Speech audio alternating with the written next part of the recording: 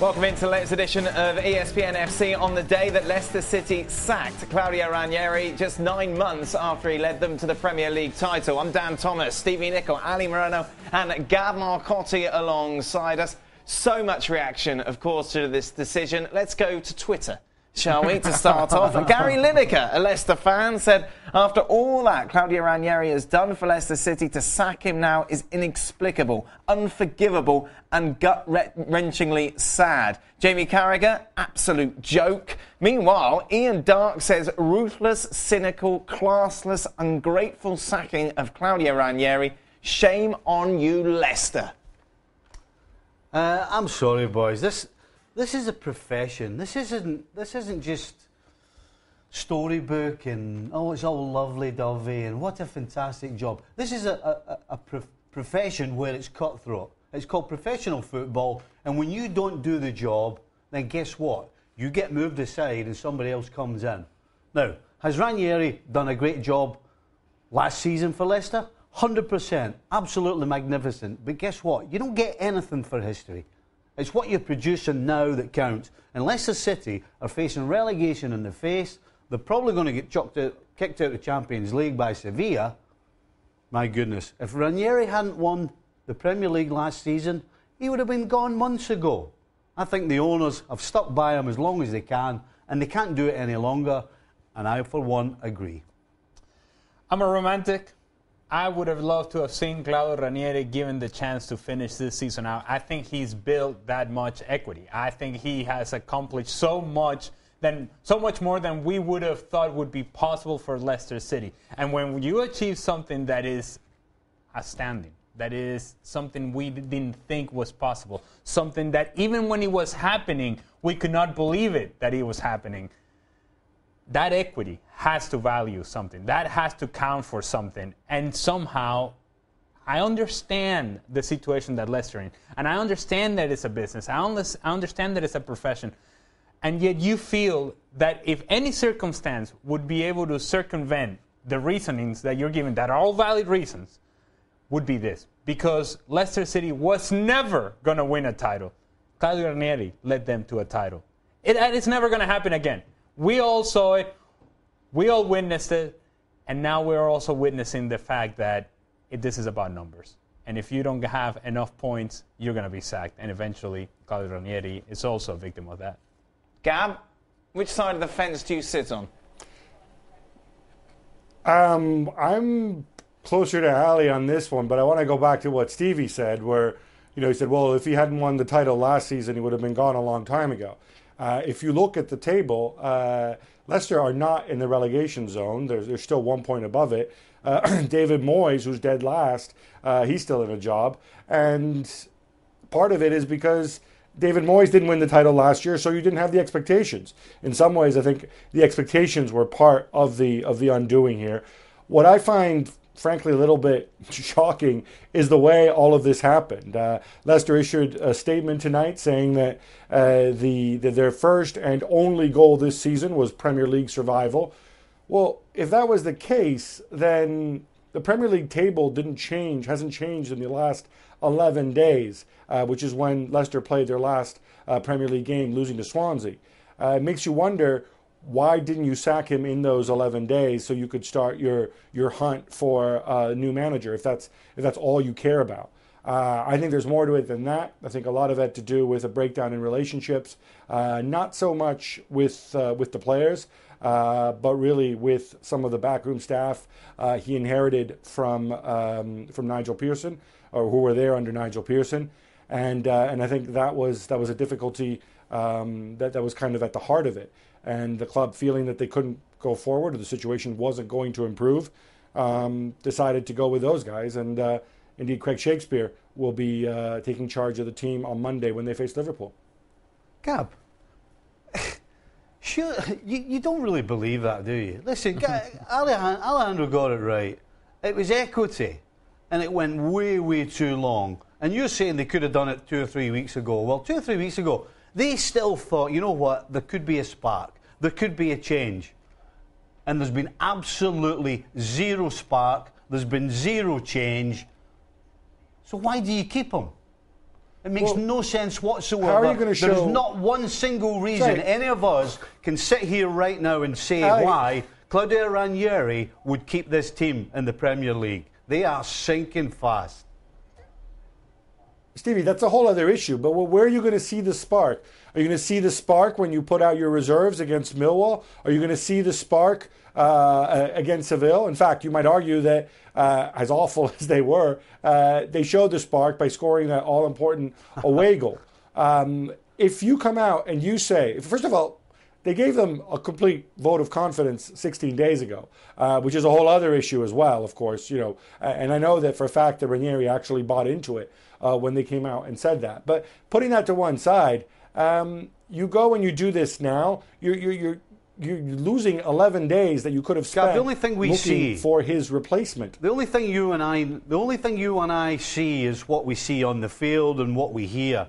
But I can assure you, at Leicester City, in and around the ground, in and around the stadium, every day of the week, the owners have eyes and ears everywhere, listening to the chatter, trying to sum up what the feelings are. Is everybody down? Does everybody feel as though they're going to get better? So, this is not completely just on results, because if it was just results, then in my opinion, it should have gone anyway.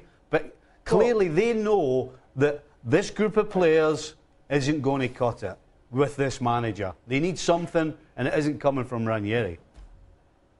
No, I'll agree with you on that one, that they're sitting around listening to the chatter. And as I mentioned earlier, my understanding is that there was a breakdown in relationships with some of the people who he inherited when he took over the job, who had been Nigel Pearson's assistants. And they're the ones who perhaps lost faith in the situation and suggested that maybe there should be a change. So I'll agree with you there. But you know what? That doesn't mean it was the correct decision. That doesn't mean it was handled in a classy way. Doesn't mean it makes any sense whatsoever. Again, if you don't think he's right, then the table hasn't moved since February 12th. They're exactly where they were. We talked about fairy tales and stories, and if this was a movie, maybe it would be a teacher being sacked after a class let him down, for example. If you're the pupils in that class, if you're the players in that dressing room, how are you feeling tonight? Or is this just us trying to paint this perfect picture that they're all going to bed going, oh no, I can't believe we've got Ranieri sacked? You would certainly hope that would be the case, that at some point Riyad Mahrez would look in the mirror and say, part of the reason that this guy doesn't have a job any longer is because I haven't played. Or Robert Huth, or Morgan, or so on and so forth, across the board when you talk about Leicester City. They have let themselves down. And in the process of letting themselves down, they have let Ranieri down. If there was a mechanism by which you could get rid of 20 players at a time, you would get rid of 20 players right now at Leicester City instead of getting rid of Ranieri, in my opinion. But that mechanism does not exist. And so you have to... Which one is the weaker link? The weaker link is going to be Ranieri. He's the one that is going to break. He's the one that you can change. You can't change the squad now. And you go and make a change hoping that gets a reaction out of players that, by the way, have had multiple opportunities to show a reaction. This hasn't been happening over the last week, over the last 10 days. They have been terrible for the last 3 months. It's not overnight. And when you have that sort of situation where for the last 3-4 months they haven't played up to the standard that they had set for themselves last season, then you know that it's not just Ranieri that's an issue here.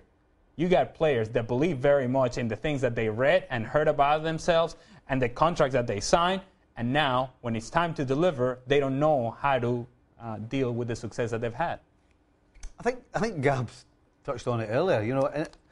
In a lot of ways, Ranieri is getting bitten by the success he had last year because somehow he got performances out of all these players that Ali's just mentioned, who up until last season were, the majority of them, misfits. 100% journeymen. So, had this happened last year, we wouldn't have been shocked if Leicester was sitting in this position last year. But Ranieri did it last year. Ranieri got them to the position they did. And he's not done it this year. And when you're the head guy and you don't do that, you're out the door. But you certainly hope that at some point, in a quiet moment, that these players are able to evaluate themselves and say, you know Ali, what? I think they will. Listen, They must. They're all guys who probably know where they are. They probably know that last year was the perfect storm. They know that, they're not going to be doing this for the next 5 or 6 years at the top of the league. So because of that, I think they will feel terrible. And again, the problem is they can't do anything about it because they're just not good enough. Stevie's saying then Ranieri deserved to go. However, according to our Twitter poll, 71% says that he didn't deserve to be sacked, 29% saying yes. Welcome back. Tottenham are out of the Europa League after a dramatic evening at Wembley. They were taking on Ghent. Remember, Ghent won the first leg at 1-0. It started well for Spurs as they took an early lead. And then Dele Alli would get a straight red card. Ghent would get themselves back into the game. Spurs made it 2-1. They had a couple of chances late on, but Ghent on the counter-attack got the equaliser, seeing Pochettino's European adventure over for another year.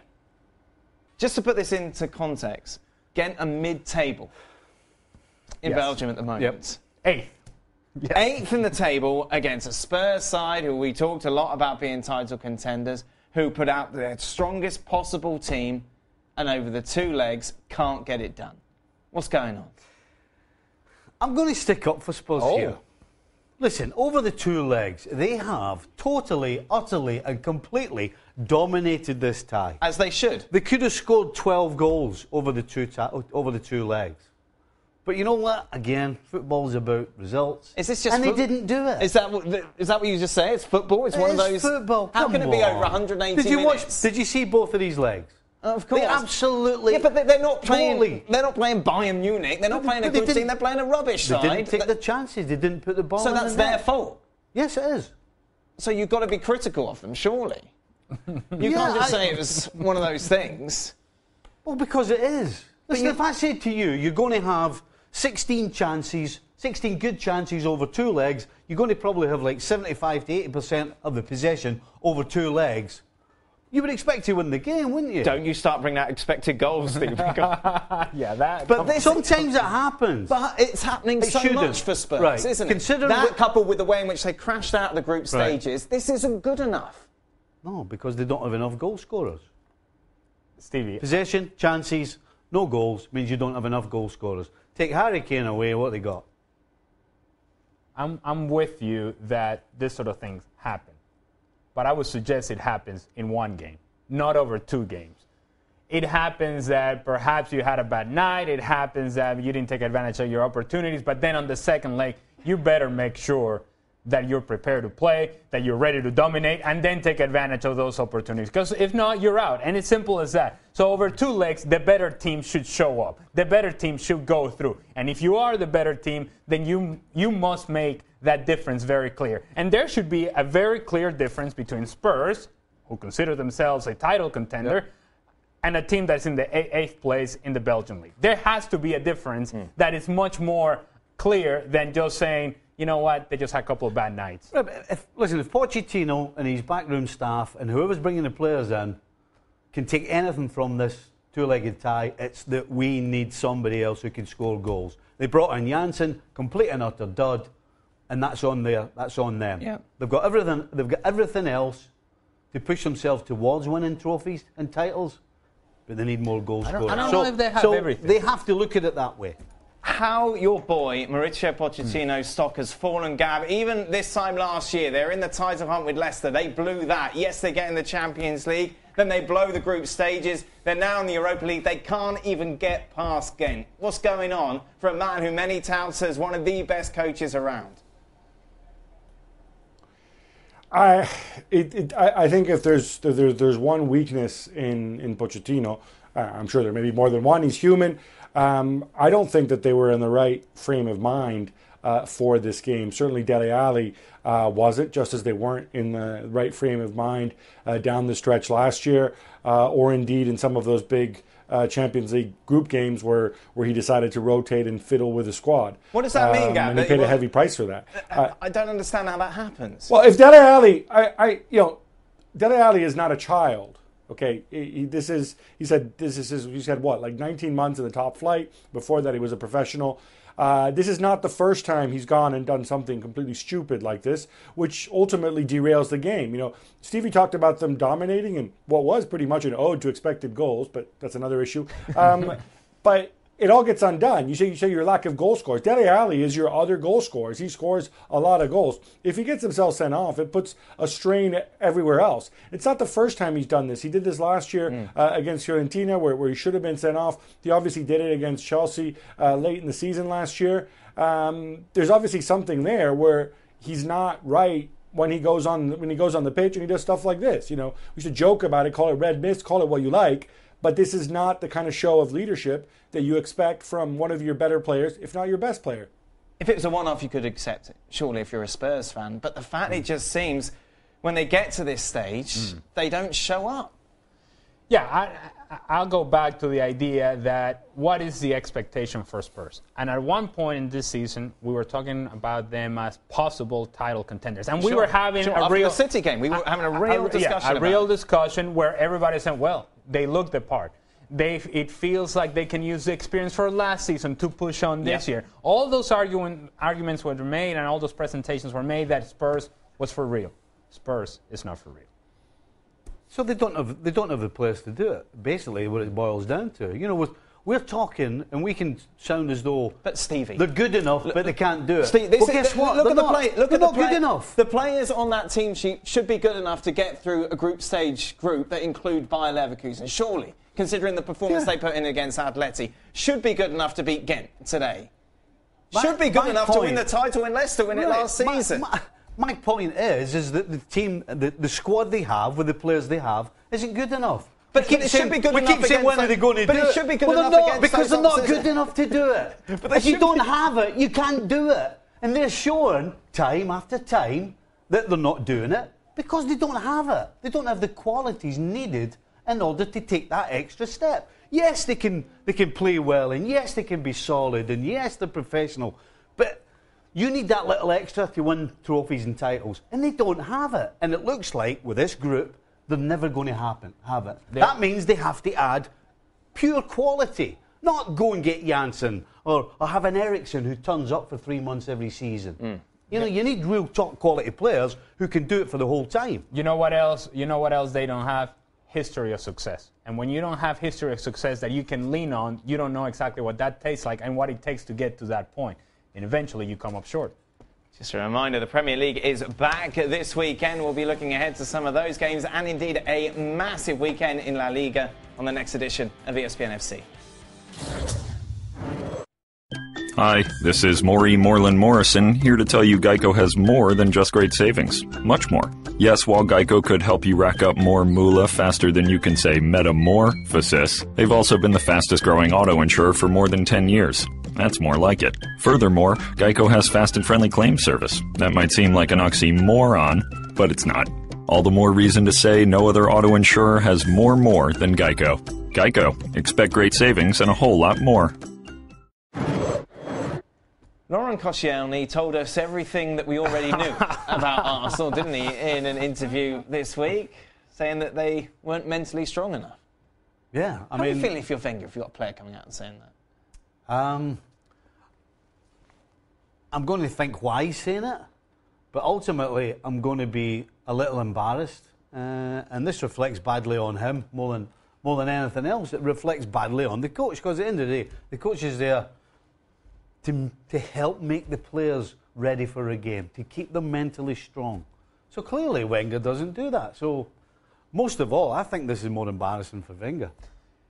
It's one thing if we sit here on this table and we say time and time again that yes, Arsenal are mentally soft, that when it comes to big games, they're not able to deliver. It's one thing if we say it, but when the players inside the locker room feel that way and feel that it is a reality, then it confirms everything and anything that we can come up in terms of criticism for Arsenal when it comes to playing in the big games. When we talk about Mesut Ozil, we're not just making it up. It's fact, and Koscielny just confirmed it.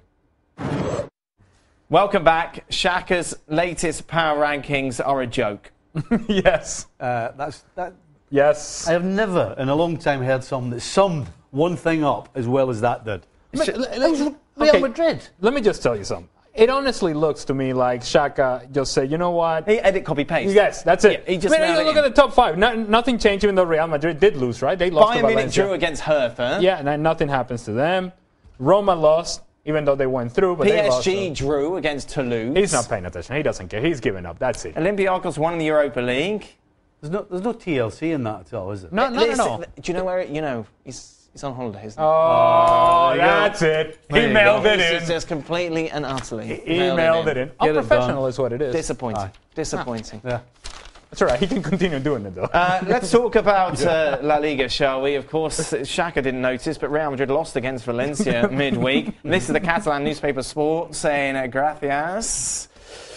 Barca, 1 point behind now, with one game in hand, though, still for Real Madrid. Now, I don't want to talk about the game as much as what's been revealed after the game. The television company Cuatro in Spain caught Cristiano Ronaldo apparently saying to a colleague as they're walking off the pitch, I scored a goal, what did you do? Now, I'm intrigued to this. He may have said it, may not have said it, but just from a player and a coach's point of view, Steve, if you heard a player say that, or indeed it came out in this way in the media, how would you deal with it? I don't think there's a scenario that's acceptable, to be honest. You know, when you've just lost a game or when things are not going well, particularly your big-name players and your stars, they're the guys that you need to stand up and try and put things right. Not to alienate themselves and say, well, you know what, I'm doing my job. I'm better than you because you didn't do your job. All that does is it just causes problems amongst the players. But if it's Ronaldo, do you treat him differently than other players because you know how fragile he can be? You shouldn't, regardless of what's been said. But for 99 million dressing rooms at 100 million, if you treat one guy differently to the rest, it's going to come back and bite you. It's because still a the million rest, dressing rooms. that's a lot of dressing rooms. Whoa, it's a lot of extensions. Because every single person straight away will go, hold on a second, what's so different about this guy? Why is he getting treated different? But we know he is treated a bit different, don't we, Ronaldo? And he should. Shouldn't. To be honest, he shouldn't should. be. Well, the reality is that he is. He is. And he will be treated differently. What I would say is that we don't know what the teammates said to him. Yes. Because that in itself changes the way that you would answer the question. If he was not provoked and he said that, then if you're a teammate and you have some standing in that locker room, you say something to him. Right. You stand up to him. But if you're just another guy, you have no power here. Right. And you'll have to take it. And until you have that sort of power where you can take Ronaldo and stand face to face to him and say, listen, that's unacceptable. I'm not having any of that. Who's able to do that at Real Madrid? And perhaps that's part of the problem, that there aren't that many players that are able to do that to Ronaldo. Not only Real Madrid, but over the course of his career. Nobody's been able to tell Ronaldo, sit down. Right. Sit down. And actually, if somebody is doing that, that tells you his standing is changing. Because he hasn't been at his best. He may have scored, but he was far from at his best. So if you've got a so-called minnow having a go at him, I'll tell you what, that tells you there's things happening in that dressing room. And a million others.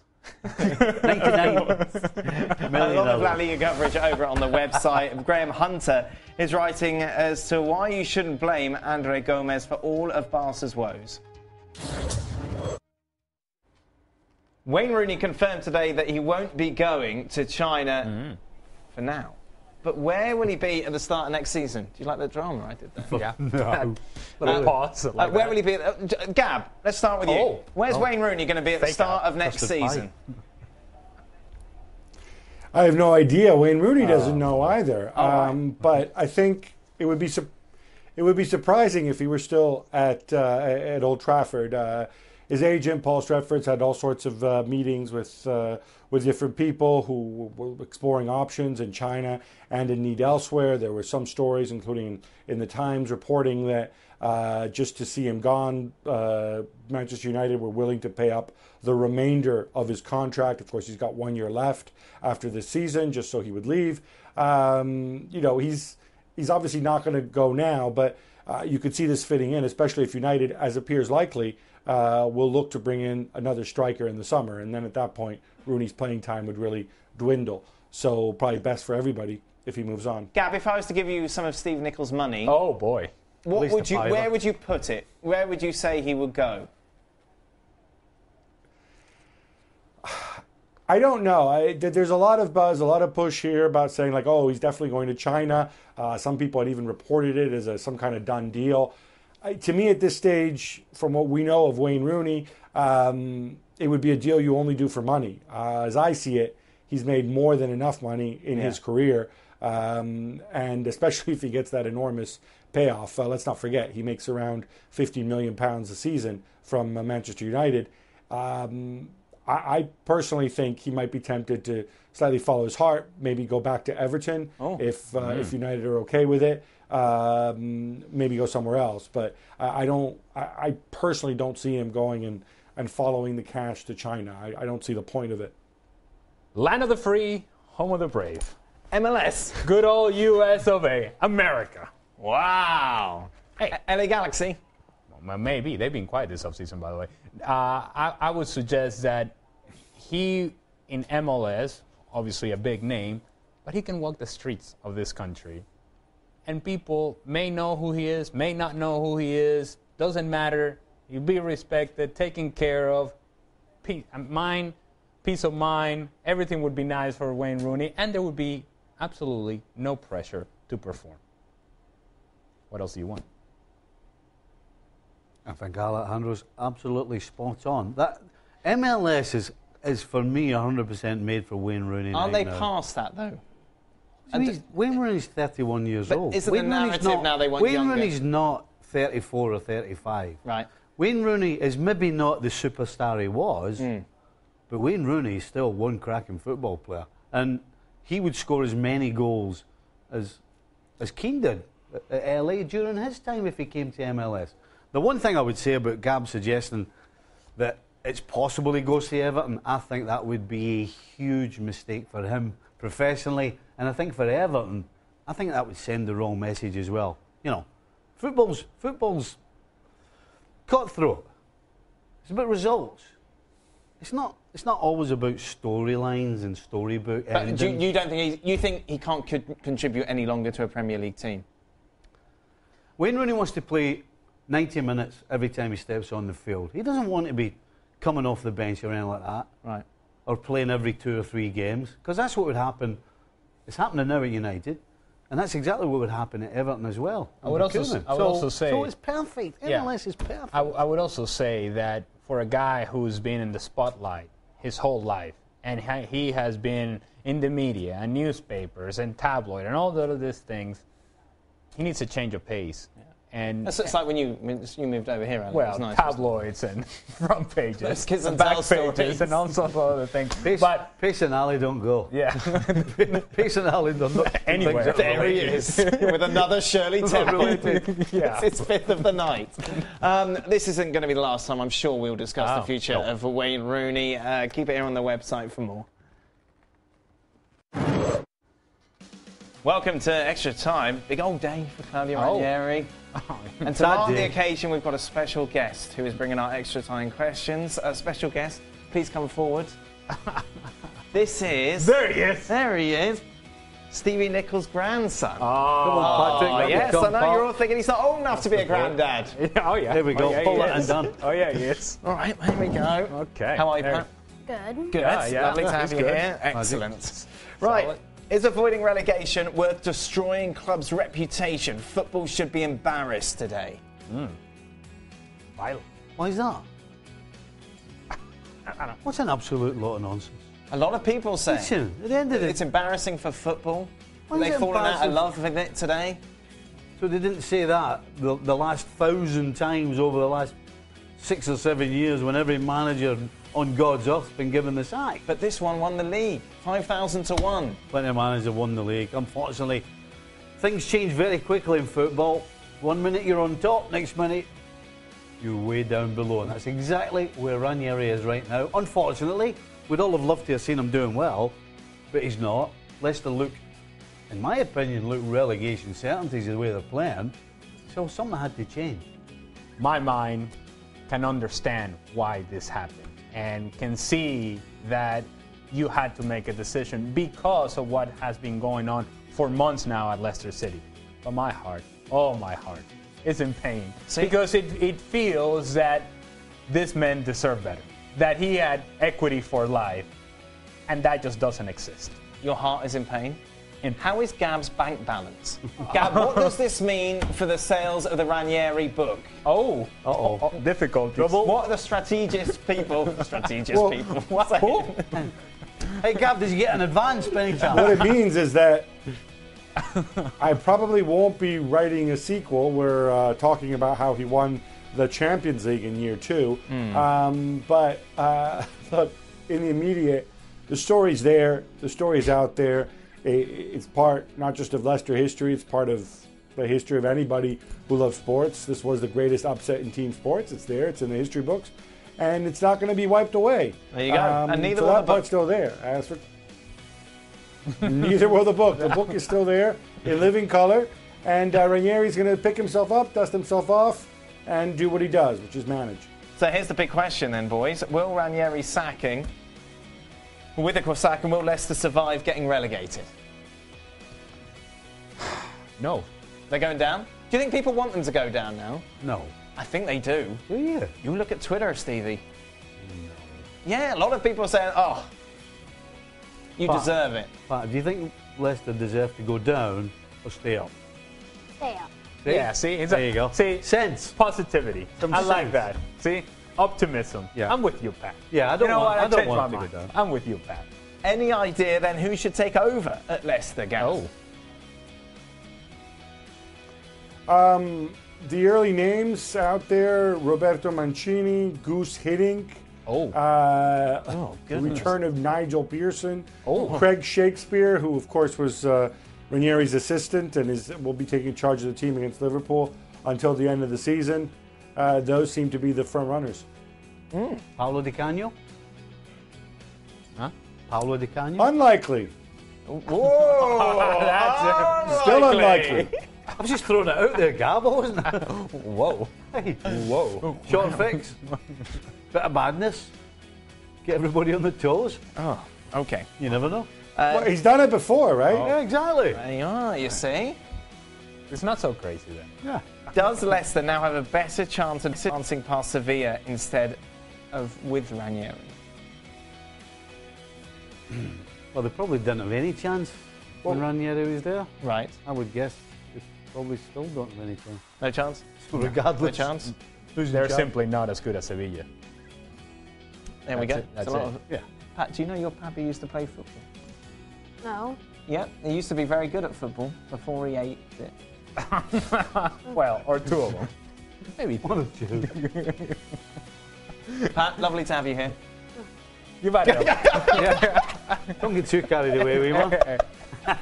Hey, hold those emotions, all To be right? fair, he's been underused. I mean, he's got to be warmed up. Yeah, you know you got what to I bring mean? him in. Yeah. You got to bring him in. So it's my fault. It's your Well, job. you just custard pied him most of the time. Good job, answer my question. I mean, if you're going to bring him, use him. That's Yeah. all I'm saying. If I'm you're with going to you. pay him, make him work for it. I'm with you, Are Pat. they paying you, by the way? Oh. Fair enough. Doesn't matter then. Right. I'm not getting paid, doesn't matter. We done? I think so. I like that. Yeah. ESPN FC is back tomorrow at 6 p.m. Eastern on ESPN News.